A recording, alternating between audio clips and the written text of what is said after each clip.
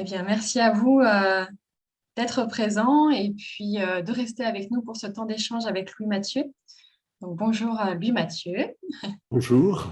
et merci de proposer une deuxième fois, d'être présent pour une deuxième soirée. Donc, vous êtes, je vais le rappeler quand même, vous êtes enseignant de cinéma et président de l'association Cinéma Parlant qui se situe à Angers. Voilà. Et puis depuis peu, du festival Premier Plan aussi. Voilà. Félicitations. Merci. Donc, le Festival Premier Plan qui est quand même assez reconnu sur le territoire dans le cinéma quand même. Voilà. Tout à fait. Bon, bah, vous ne chômez pas. Non. Alors, par rapport aux personnes présentes, vous avez la possibilité de poser vos questions via le module Q&R qui se situe en bas de votre écran. Donc, si vous pouvez, voilà, si vous souhaitez en poser au fur et à mesure des conversations, on les reprendra à la fin de l'entretien, donc par la suite. Donc, n'hésitez pas à utiliser ce module-là, ça va être plus facile que le chat. Voilà, je vous remercie. Du coup, vous êtes présent aujourd'hui, Louis Mathieu, pour plutôt nous aider à aiguiser notre regard, d'apporter un autre regard sur le monde du cinéma. Pour pouvoir commencer notre conversation, j'ai une première question. Donc, il existe une classification des genres au cinéma, comme il peut exister une classification des livres dans nos bibliothèques, thriller, comédie, épouvante. Est-ce que vous pouvez nous en parler? Alors, les genres au cinéma, c'est un nombre pas infini, je dirais, mais c'est quand même beaucoup, beaucoup de catégories. Quand vous pensez que bon, il y a des road movies, de la science-fiction, de l'épouvante, de la comédie musicale, bon. Et puis on dit aussi qu'il y a un niveau supérieur en quelque sorte des méga-genres que sont le domaine de la fiction, qui est un domaine à part, le domaine du documentaire, un autre domaine, et le domaine du cinéma d'animation. Et c'est quelque chose de très important parce que je pense que beaucoup des spectateurs qui sont là savent que si c'est un film, par exemple, d'horreur ou d'épouvante, bah, c'est peut-être pas trop ce qu'ils iraient voir. Ou certains, au contraire, voilà, ils seraient attirés par ça. C'est-à-dire que le choix d'un film dépend de son appartenance au genre. Et c'est un petit peu comme un contrat d'assurance, hein, ou un contrat de vente qui est établi entre un spectateur et un film. C'est-à-dire qu'on a envie d'aller voir un film parce qu'on attend quelque chose. On attend qu'il nous apporte quelque chose.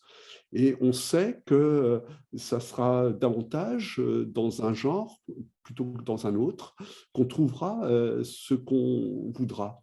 Parce que c'est vrai que quelquefois, il y a des erreurs. Il y a des erreurs d'aiguillage. Bon, une erreur d'aiguillage qui est très célèbre dans l'histoire du cinéma, c'est un film qui s'appelle Eyes Wide Shut, hein, voilà, de Nouvelle Stanley, visuel.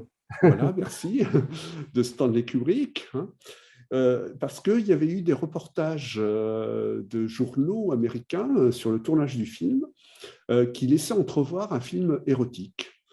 Et donc, il y a eu un public plutôt masculin qui s'est précipité pour voir le film. Et ce public a été déçu parce que ceux qui l'ont peut-être vu parmi vous savent que ce n'est pas le cas.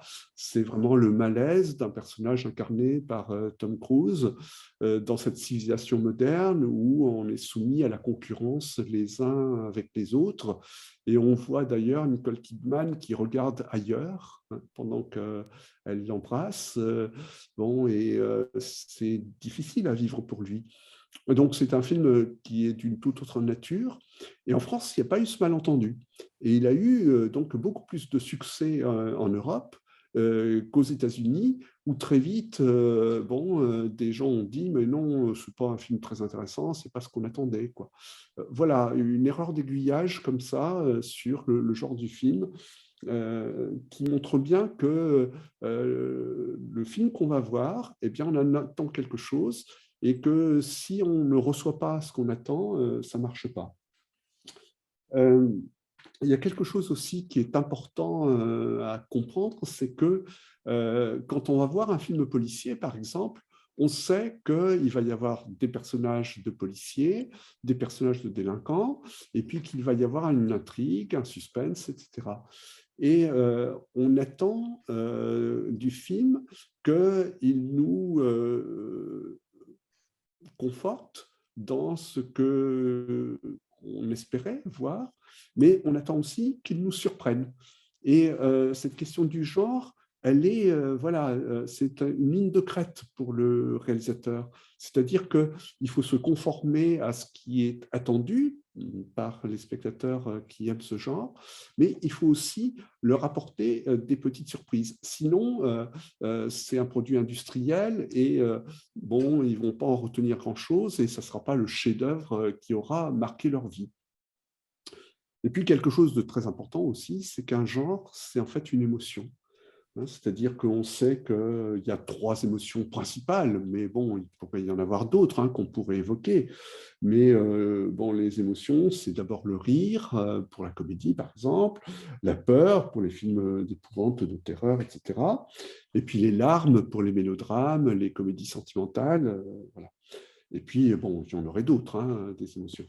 Mais eh bien, c'est le degré de l'émotion qui va faire qu'on va se sentir à sa place dans la salle de cinéma qui projette ce film. Et ce degré d'émotion, il peut être très important, je pense. Alors, je ne sais pas, un vieux film voilà, que j'ai évoqué comme ça avec des amis récemment, Le voleur de bicyclette. Je rappelle la petite histoire. Donc, dans cette Italie de l'après-guerre, très pauvre, un père de famille qui ne trouve comme travail que colleur d'affiches de propagande politique. Et bon, il a absolument besoin d'une bicyclette et bon, il n'en a pas. Et donc, il profite d'une inattention de quelqu'un pour en voler une. Et il se fait prendre tout de suite. Et c'est vu à travers le regard du fils. Et il est pris, et donc la foule l'immobilise, et la police arrive, l'emmène au commissariat, et il a laissé tomber son chapeau. Et son fils regarde ce chapeau, et on partage toute l'émotion de ce fils qui est bon, bouleversé, dévasté par ce qui est arrivé. Il sait bien que ce père faisait tout ce qu'il pouvait pour ramener un peu d'argent pour qu'on mange à la maison. Et voilà, c'est tout un monde qui s'effondre pour lui. Et puis, c'est aussi le fait que ce père n'a pas respecté la loi et que, bon, lui qui lui apprenait à bien se conduire, s'est contredit dans son comportement. Donc, tous ces sentiments-là, nous les partageons. Et nous sommes heureux, je pense, d'avoir en quelque sorte échangé notre propre vie avec nos petits soucis, avec la vie de quelqu'un d'autre qui a un très gros souci là. Et d'autant plus que c'est un enfant. Voilà. Donc, la question du genre est effectivement très, très importante pour cela. Je peux dire aussi qu'il y a eu un film récent, là, Bruno Reindal, Confession d'un meurtrier, de Vincent Leport, où j'ai vu des films des spectateurs à la séance de ce film qui sont partis avant la fin, parce que c'est un regard très clinique sur une folie meurtrière. Et bon, ça ne correspond pas, je vois une question qui porte là-dessus, ça ne correspond pas au film d'horreur, c'est évident, même s'il y a un crime qui est commis sous nos yeux, mais bon, il n'y a pas une abondance de gros plans, il n'y a pas un écran sanguinolent. Bon, ce n'est pas non plus donc, un film qui porte sur le suspense. C'est un film qui essaie de décortiquer comment un jeune homme, dans sa campagne, à la fin du 19e, on arrive à être envahi par sa pulsion meurtrière et comment toutes les barrières de la civilisation, de l'éducation et de la culture ne suffisent pas à réfréner cette pulsion. Et c'est ça qui est analysé. Et c'est vrai, moi, je comprends tout à fait qu'il y ait des spectateurs qui partent parce que, bon, bah, ils attendaient autre chose, ils attendaient quelque chose de peut-être plus divertissant, hein. On Voilà, parle je vous voyais, de ce film. voilà, de ce film, Bruno D'accord. Reindal, hein, Confession d'un meurtrier. Voilà. Mhm. C'est un film pourtant qui a été très remarqué, très valorisé par la critique, mais je comprends que ça ne plaise pas, hein. Donc le genre, l'étiquette, voilà, qui permet de se repérer dans cet univers du cinéma quand on est spectateur, quel film on va voir.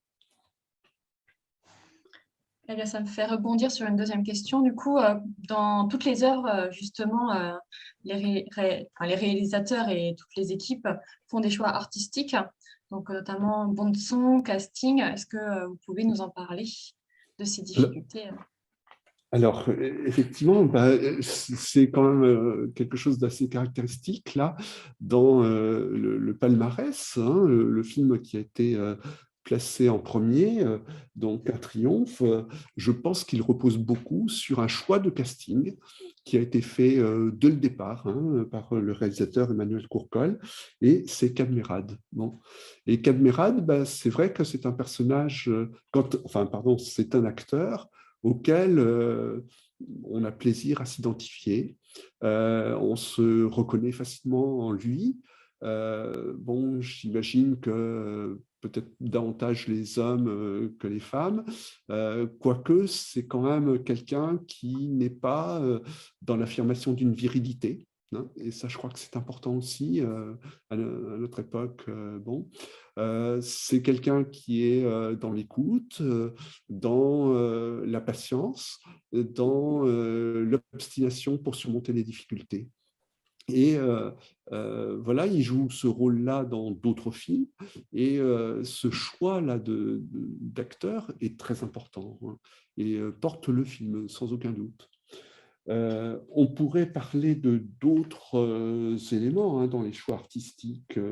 Bon, par exemple, il y a une affiche d'un film qui s'appelle Guilty, où on ne voit jamais la femme qui appelle à l'aide, donc celui qui est de permanence au poste de police et qui essaie de la guider, d'intervenir, alors qu'elle est en train de se faire agresser. Bon, et on ne voit que le poste de police et cet homme qui répond au téléphone. Et donc là, il y a un appel à l'imagination du spectateur. Et c'est quelque chose aussi, ça, de très important dans, je dirais, les choix artistiques qui peuvent être faits, de penser que le film doit laisser une place au spectateur. C'est-à-dire que tout ne doit pas être donné au spectateur. Il faut que le spectateur ait un chemin à faire pour pouvoir participer au film. Si tout lui est donné comme cela, eh ben, quelquefois, il peut se sentir un peu à l'extérieur. Qu'est-ce que je fais là, hein? Toujours cette question de est-ce que je suis à ma place dans cette salle de cinéma? Autre choix artistique qui me paraît très important et qu'on a un petit peu évoqué à travers le film qui a été aussi primé, Sound of Metal, là, c'est la question de la bande-son. Bien sûr, dans ce film, c'est presque le sujet, hein, puisque donc c'est une bande-son qui se dérobe, qui doit être retravaillée pour traduire ce qu'entend le personnage. Cette séquence qu'on a repassée là m'a fait penser à un film de Borman, Délivrance, où on a une rencontre absolument extraordinaire entre deux joueurs de banjo, l'un qui vient de la ville et qui cherche l'aventure au cœur de la nature, et puis l'autre qui est dans un petit village où visiblement il y a un problème de consanguinité, et donc c'est un enfant ou un adolescent qui a un lourd handicap mental, et il se crée une communication entre eux deux, une communication magique par le banjo, parce que l'un lance une note et l'autre répond. Et il revient, le premier revient, voilà. Il y a un dialogue qui se fait par la musique. Une musique très belle, bon, et qui nous emporte, quoi, et qui nous rappelle que la musique, c'est un moyen de communiquer entre les êtres, quoi. Par-delà les différences. C'est-à-dire qu'il y a quelque chose d'assez universel dans la musique. Et bon, même avec quelqu'un avec qui la communication est difficile, voilà, quelques notes de musique et il y a un contact qui se crée. Donc ça, c'est quand même quelque chose aussi d'important, la musique. Je pense aussi à la lumière, bon, qui peut être alors dans l'affiche de Guilty, hein, si quelqu'un peut la montrer.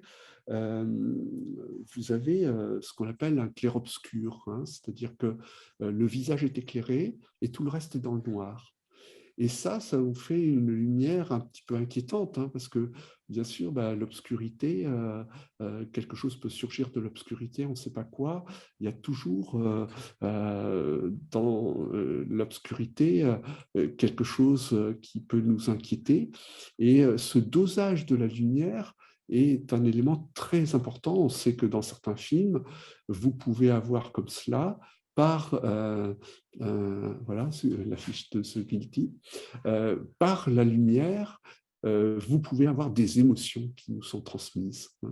Là, à la fois l'attention de cet homme, ce visage, les yeux dont les pupilles brillent dans l'obscurité, et puis cet environnement noir, on sait qu'on est dans la nuit et qu'à l'autre bout du fil, il y a une femme qui est en grand danger. Ça, c'est quand même quelque chose qui peut être très beau aussi et qui peut, voilà, nous faire adhérer à un film. Voilà, mais il y a beaucoup d'autres choix. Il y a bien sûr les choix d'échelle de plan. Par exemple, là, nous avons un personnage qui est en gros plan. Et ça, je pense que tout le monde connaît cette échelle de plan, gros plan, plan large, bon, plan d'ensemble. Et ce qu'il faut comprendre, c'est que ça règle la distance que nous avons avec un personnage. C'est-à-dire que, bien sûr, quand on est en plan d'ensemble, on est très loin du personnage. Alors que quand on est en gros plan, on se sent tout proche et tout prêt à partager l'émotion que le personnage ressent, et très prêt à partager ce qu'il vit. Voilà pour des choses essentielles, mais on pourrait continuer, hein, bien sûr. Un film, c'est aussi un choix, enfin, un travail entre un scénariste et un réalisateur. On peut peut-être aussi aborder cette relation entre deux qui est quand même primordiale dans la réalisation, dans la construction d'un film. Alors, c'est vrai que aux États-Unis, les films sont souvent réalisés à partir de scénarios qui sont écrits par d'autres que le réalisateur. C'est extrêmement courant et enfin, les enjeux financiers sont tels dans le cinéma américain que vous avez des équipes de scénaristes, quelquefois, qui travaillent en concurrence les unes avec les autres et ont choisi la meilleure solution pour telle scène. Et certaines équipes de scénaristes se spécialisent dans certaines scènes qu'ils écrivent. Donc, vous avez un degré de professionnalisme de l'équipe qui écrit le scénario, bon, qu'on ne connaît pas tout à fait en France, parce qu'en France, on est attaché à un cinéma d'auteur, où le réalisateur est aussi le scénariste. C'est un peu plus fréquent, je dirais, qu'aux États-Unis. Bon, ce n'est pas constant, hein, tout ça mériterait d'être nuancé, c'est plus compliqué. Mais bon, c'est vrai que la réussite d'un film se joue au moment du scénario. Ça, c'est évident. C'est-à-dire que on dit qu'il y a 3 temps dans l'écriture d'un film. Il y a l'écriture du scénario, ça c'est très important. Il y a le tournage, parce qu'au moment du tournage, eh bien, il peut y avoir des moments d'improvisation. Et puis, il y a le montage. Mais bon, le début, c'est le scénario. Et le scénario, c'est déjà une histoire. Alors, une histoire, si possible, imprévisible, si possible, avec des rebondissements, des surprises, si possible, avec des choses qu'on va découvrir et qu'on n'imaginait pas possibles.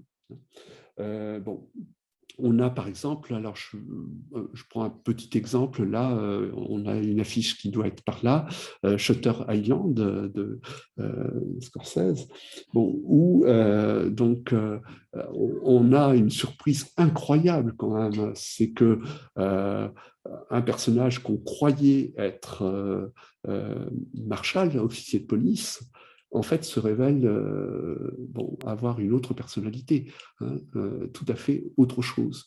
Et donc, bon, c'est voilà, une surprise, un basculement dans le scénario qui nous laisse pantois, quoi, qui ne peut pas nous laisser indifférents.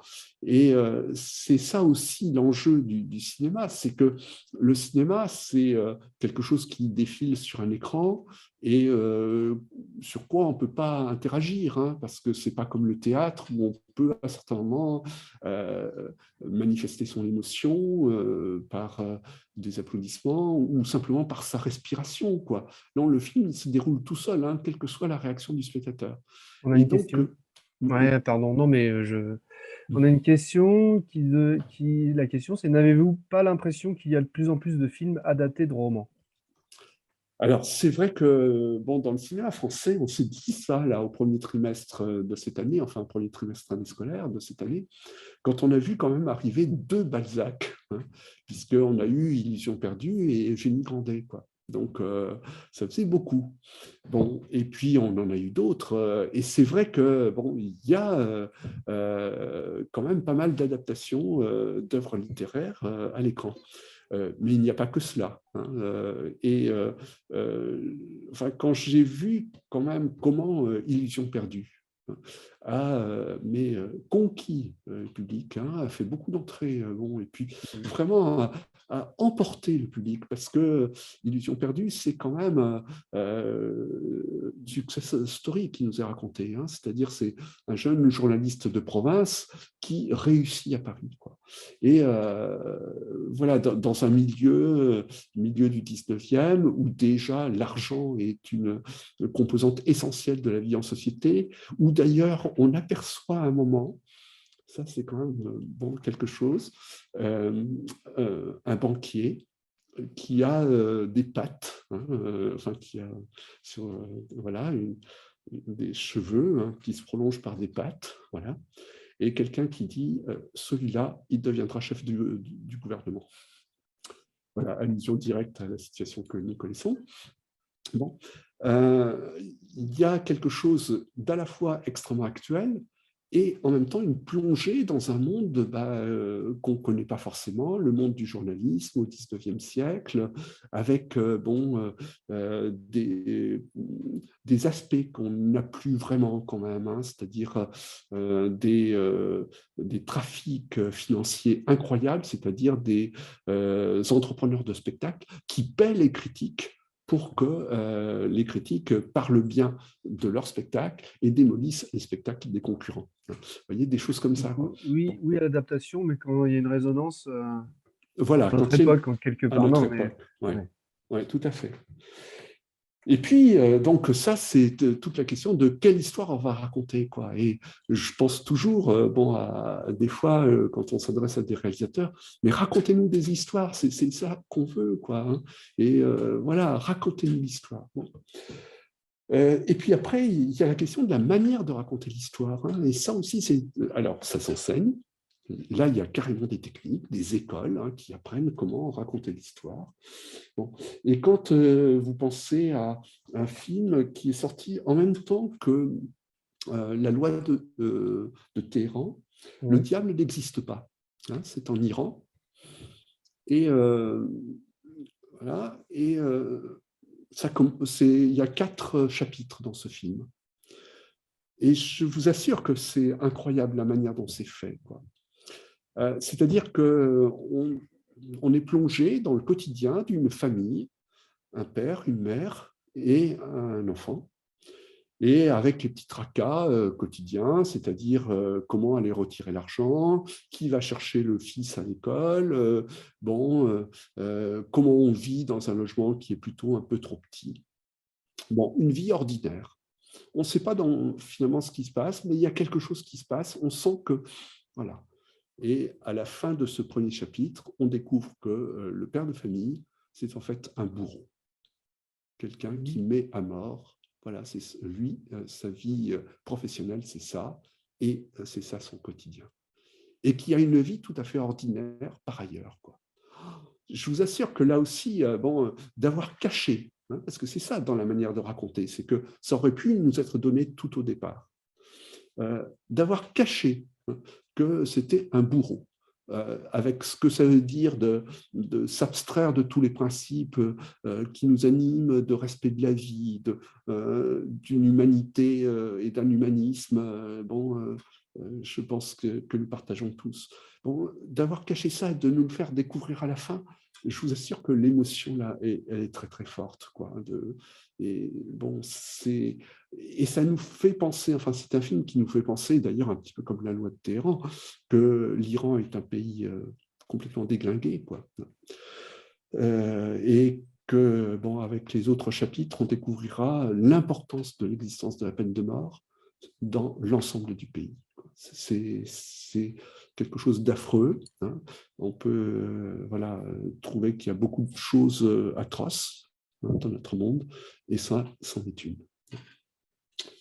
Il y a quelque chose d'autre qui est important aussi dans la manière de raconter l'histoire, c'est le suspense. Et ça, c'est quelque chose, je ne sais pas vous, mais moi, j'adore le suspense. Je sais que je vis vraiment avec les personnages d'une histoire quand il y a ce suspense qui est là. Alors, j'ai pris comme exemple La mort aux trousses, hein, bon, un personnage qui est poursuivi par un avion. Voilà. Est-ce qu'il va s'en sortir? C'est ça, c'est quand on a peur pour un personnage. Et Hitchcock alors, a beaucoup écrit là-dessus. Hein, il dit, mais voilà, moi je veux que mes spectateurs ne soient pas des consommateurs d'images, hein, qu'ils aient envie de participer au film. Et notamment avec une chose, c'est que quelquefois, le personnage ne sait pas qu'il est menacé. Ça arrive dans plusieurs films de Hitchcock, et là au début c'est le cas pour le personnage dans la scène du début, mais après il voit bien la menace, hein, bien sûr, cet avion qu'il poursuit. Et ce moment où on voudrait en quelque sorte prévenir le personnage qu'il est menacé, qu'il y a quelque chose qui le met en danger. Et donc ça, eh bien, ça nous donne envie d'entrer dans le film. Hein, on voit ça dans un film de Woody Allen où il y a comme ça des gens qui rentrent dans le film, hein, voilà, de rentrer dans le film et de prévenir le personnage, attention là, ta vie est en danger et il faut que tu fasses quelque chose, quoi, que tu prennes tes précautions. Hein. Mais voilà, ça c'est quelque chose qui nous permet vraiment de vivre ce que vit un personnage. Quelque chose d'autre aussi qui est important, je crois, dans un film, c'est que, Godard disait toujours que les plus grands documentaires s'approchent de la fiction et les plus grandes fictions s'approchent du documentaire. C'est-à-dire qu'on apprenne quelque chose dans un film. Je crois que, même si on se dit apprendre, oui, mais ça nous renvoie à l'école, c'est pas ça qu'on cherche forcément dans la vie, mais quand même, un film qui nous apprend comment fonctionne un monde. Je crois qu'on a eu l'expérience avec Un Triomphe, hein, d'avoir appris beaucoup de ce qui se passait à l'intérieur d'une prison. C'est un monde qui, pour la plupart d'entre nous, est étranger, heureusement. Et de savoir comment vivent les détenus, comment vivent les gardiens, ce qui s'y passe, eh bien, c'est quelque chose qui, d'une certaine façon, répond à un besoin que nous avons de connaître. Nous avons tous ce besoin de connaître. Alors, quand je prends la maison d'arrêt, c'est peut-être pas bon, mais ça peut être aussi comment on vit dans telle partie des États-Unis, comment on vit en Afrique, comment ce qui se passe en Inde, comment est organisée la société indienne, comment ça se passe en Chine, au Japon, enfin, vous voyez, des choses comme ça, quoi. Comprendre un petit peu ce qui se passe. Ouais, j'ai une question, mais je sais pas, c'est pas une question en fait, c'est juste le titre d'un film, La rose pourpre du Caire. Ah oui. Je pense que c'est peut-être par rapport au sujet que vous avez abordé juste avant, non? Le Voilà, suspense. Ouais. La rose pourpre du Caire, c'est la possibilité, c'est un film où on voit un personnage vouloir rentrer dans le film. Ah Alors oui. c'est un film de Woody Allen, hein, voilà. Hein, et, Donc c'est que vous n'avez pas dit le titre et personne, voilà, alors donnez juste le titre. d'accord, voilà, absolument ça. On a ça dans d'autres films, hein, l'idée de pouvoir rentrer dans l'écran ou d'en sortir. Il y a une nouvelle réaction à nouveau. Oui. Les convoyeurs attendent avec Paul Ward. Excellent, impossible de savoir en quelle année se déroule l'histoire, pratiquement intemporelle. Oui, c'est vrai. C'est vrai. Oui. Et c'est vrai que ça aussi, c'est quelque chose qui donne à un film un aspect un peu universel qui fait que tout le monde va pouvoir s'y intéresser. Oui. Je pense à Drunk aussi, et cette histoire de voilà qu'on aurait un déficit d'alcool dans le sang de 0,5 grammes, quoi. Bon, bah, c'est sans doute faux, hein, mais voilà, bah, ça peut faire partie d'une réalité scientifique. On s'interroge, est-ce que ça peut être vrai? Bon, on peut aller éventuellement chercher. Vous voyez, c'est des choses comme ça qui nous amènent à nous interroger sur la réalité. Et puis, je dirais que très souvent, il y a des films qui ont un propos. Alors ça, c'est le mot en termes de cinéma, on dit souvent un message. Drunk, justement, hein, sur la question de l'excès. C'est, voilà, est-ce que... quelle place nous faisons dans notre vie aux excès, hein, et sentir que quelquefois nous en avons besoin de nous éclater, comme on dit, et ça concerne souvent d'ailleurs, bon, plus peut-être les adolescents, les jeunes, quoi. Mais je pense tous les âges, hein, on a besoin à certains moments de se défouler, de faire quelque chose qui nous sorte de notre monde, quoi.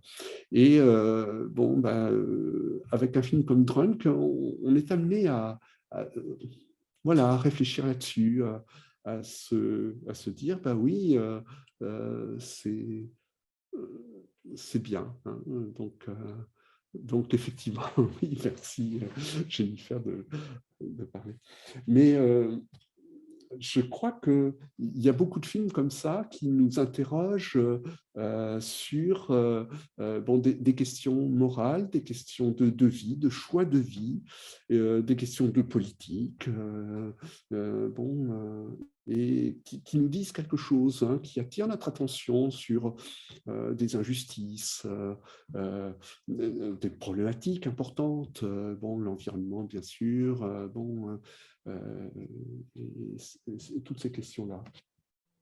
Il y a un autre film de la sélection pour lequel je voulais que l'on évoque, c'est La Loi de Téhéran, parce qu'il avait pour nom initial 6,5.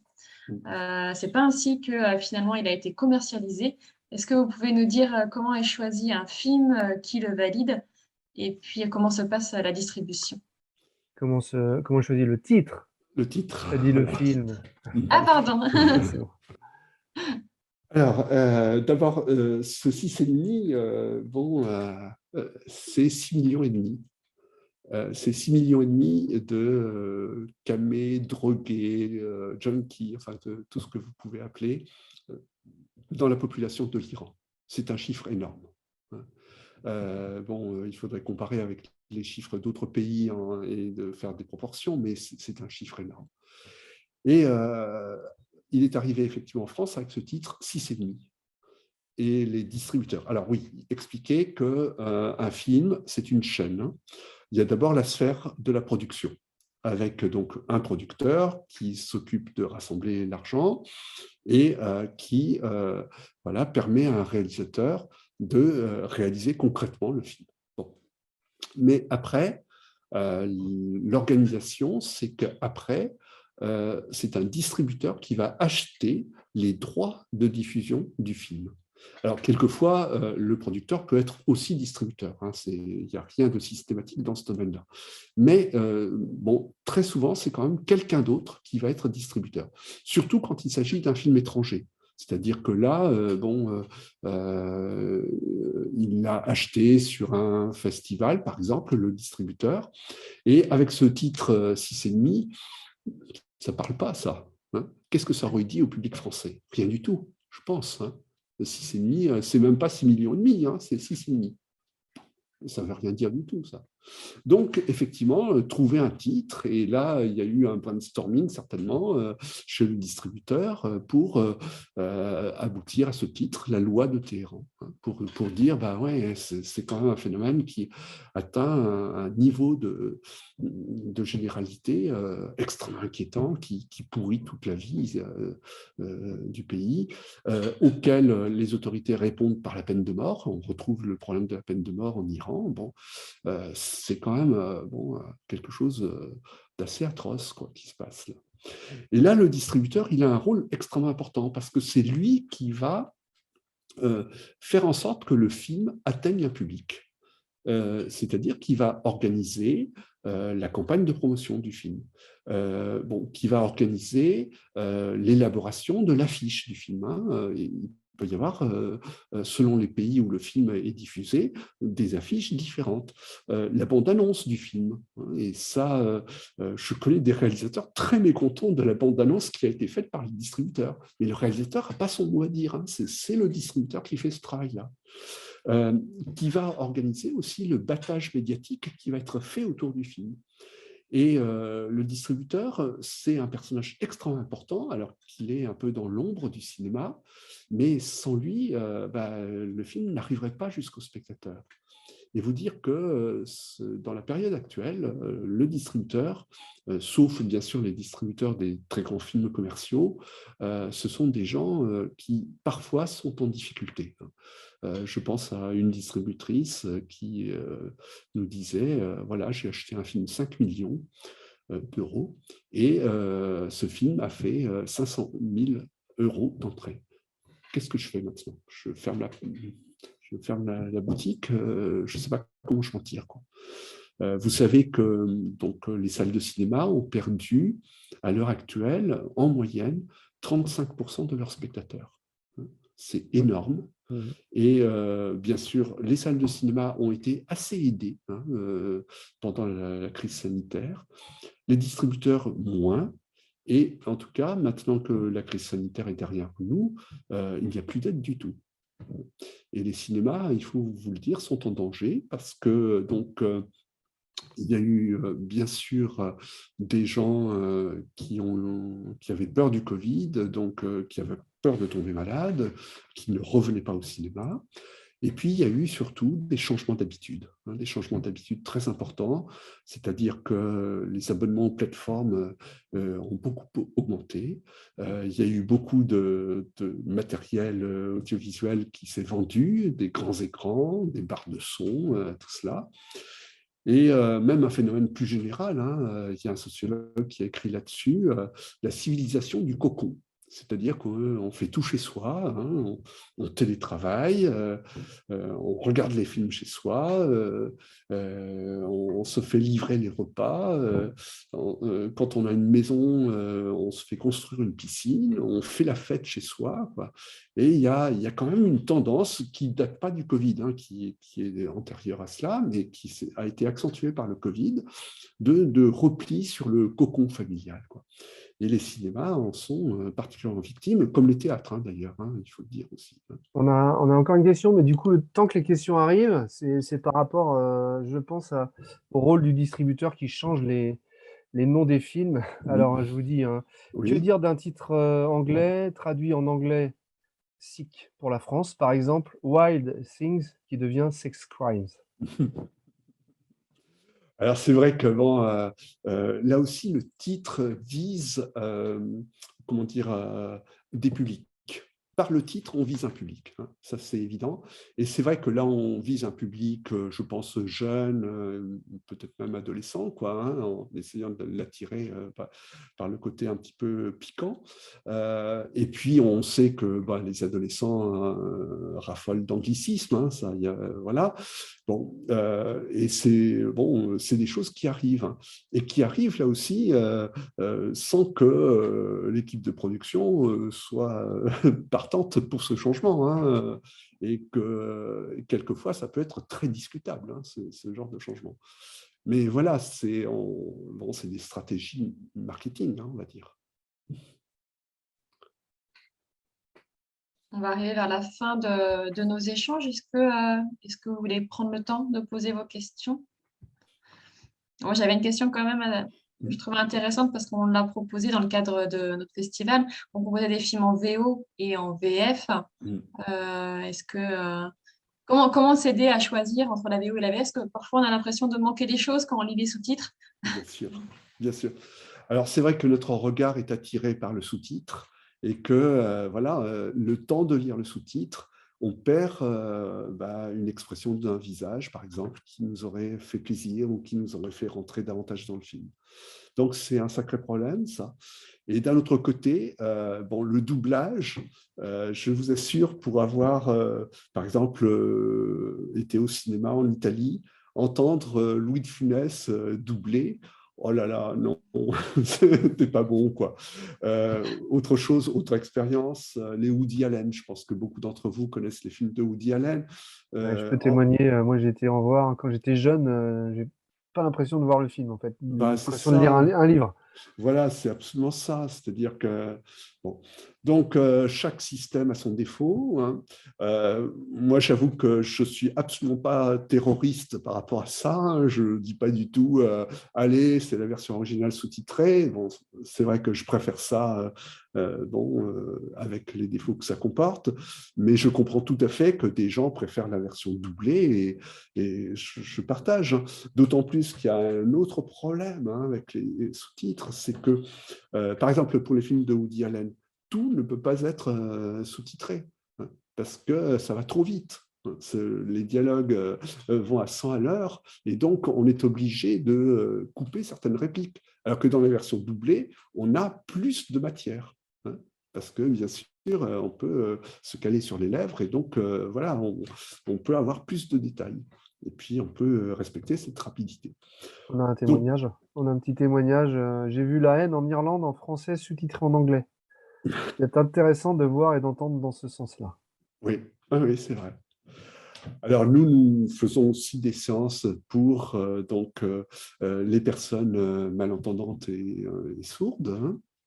Et donc là, on a un sous-titrage obligatoire. Et on sait qu'on a des gens qui disent, bon, on prévient bien, hein, on le met bien à l'entrée du cinéma, mais on a des gens qui nous disent, ah, quand même, ça m'a un peu gâché le film, parce qu'il y a bien sûr les sous-titres des paroles, mais il y a les sous-titres aussi pour les bruits, les éléments musicaux, tout ça.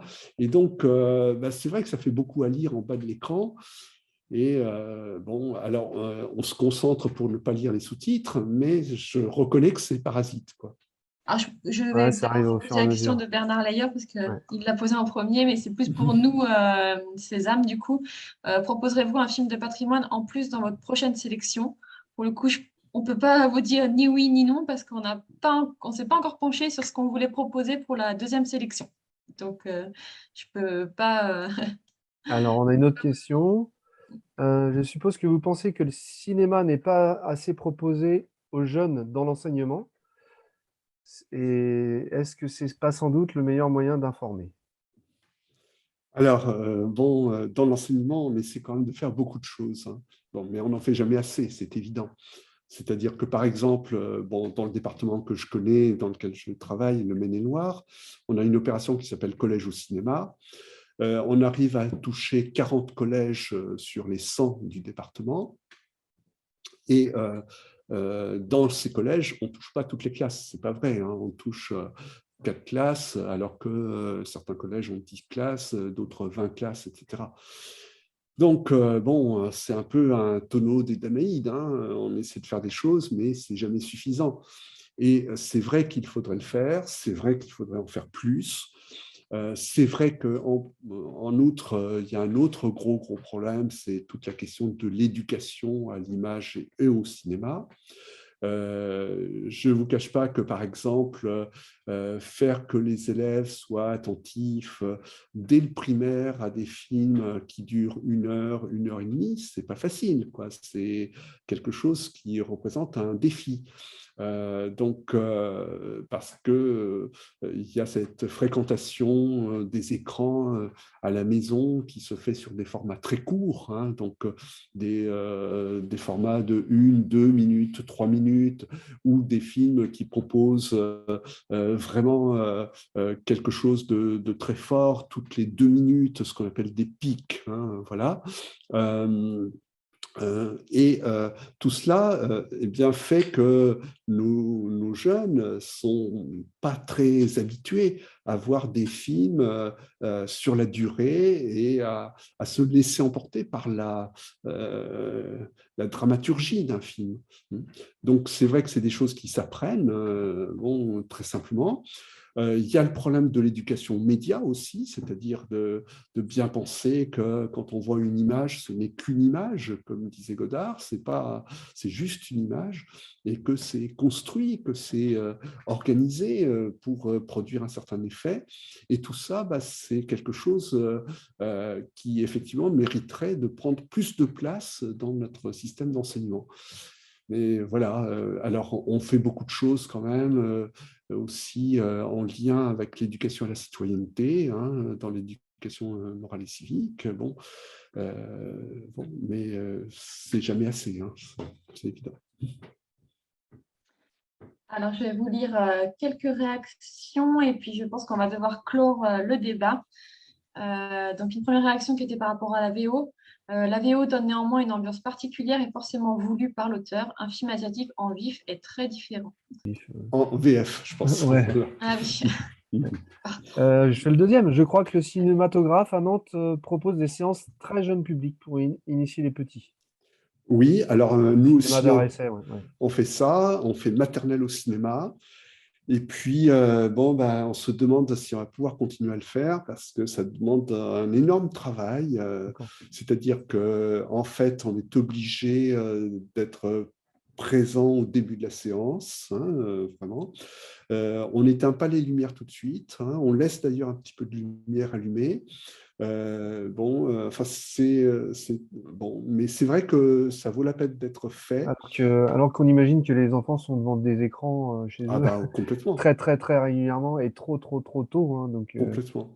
Mais quand même, école et cinéma, ça, on le fait. Hein, et puis, ça, c'est une opération qui marche bien et qui concerne beaucoup de salles de cinéma. Hein. C'est maternelle au cinéma sur quoi bon, on a un peu de difficulté à mettre ça en mais, place. ouais, mais effectivement, moi, ça m'intéresse, hein. C'est vraiment un sujet qui m'intéresse, mais le rapport à l'écran et par contre, le rapport au cinéma qui est plus un rapport quasiment au spectacle, Voilà. enfin, au niveau de l'attention, j'imagine qu'il y a, oui, il y a des tonnes et des tonnes de Bien questions, sûr. de Bien sûr. choses à faire, quoi. Et par exemple, arriver à faire qu'ils éteignent leur portable pendant la projection, voilà, c'est bon. Et enfin, allez, dernière petite question pour le plaisir. Mmh. Et après, on va tous aller manger. Parmi les films de la sélection, quel aurait été votre favori et pourquoi? Difficile. Bon, il y a un film que j'ai beaucoup aimé quand même, hein, je veux le dire parce que je pense que la femme est l'avenir de l'homme. Donc, voilà, c'est deux. Hein. Ah, bah, comme quoi, celui Voilà, qui a été hein, repêché, parfait. voilà, voilà. Donc, bon, pour quand même cette intimité, voilà, ce caractère intimiste dans lequel on rentre, je trouve que c'est important, ça, comment dire, de s'éloigner un petit peu, bon, parce que ça aussi, c'est un travail que nous faisons en collège et en lycée, mais aussi en école, pardon, pourquoi je dis, bon, parce que cet idéal de virilité, bon, cette masculinité qui est problématique hein, dans notre monde, et bon, quand on parle des violences faites aux femmes, il faut se poser la question, mais comment on éduque nos garçons, quoi, bon. Donc, et comment on éduque aussi, dans quel monde on plonge nos adolescents, nos jeunes. Bon, donc, alors je ne dis pas que Deux, c'est le film dans lequel on peut plonger des jeunes et puis arriver à un résultat, mais voilà, ce qui est intéressant, je trouve, c'est vraiment d'avancer de toutes les manières possibles vers le 50-50, et il y a du pain sur la planche, il y a du retard à récupérer, donc voilà. D'ailleurs, il y a un webinaire, je crois, hein, il y a un replay de la séance, enfin de l'échange qu'il y avait eu après le film 2, qui est visionnable sur les sites de Sésame, quoi. Parce que c'était un sujet qui avait été largement abordé, dans le cinéma en plus. Le rôle des femmes dans le cinéma, enfin, dans la production, les réalisatrices et tout ça, quoi. Exactement. Merci beaucoup, Louis-Mathieu. Merci à tous les Merci à vous. participants. Merci Emmanuel, Kevin, David, d'avoir été présents ce soir et d'avoir clôturé en beauté ce festival, cette première édition du festival du film Inter-CSE. On espère pouvoir vous retrouver pour la deuxième édition. Dès qu'on a des petits secrets à vous dévoiler, on vous les annoncera. Merci à vous tous. Merci à vous, bonne soirée. Merci. Merci. Bonne soirée. Merci Bonne à tous les soirée. participants.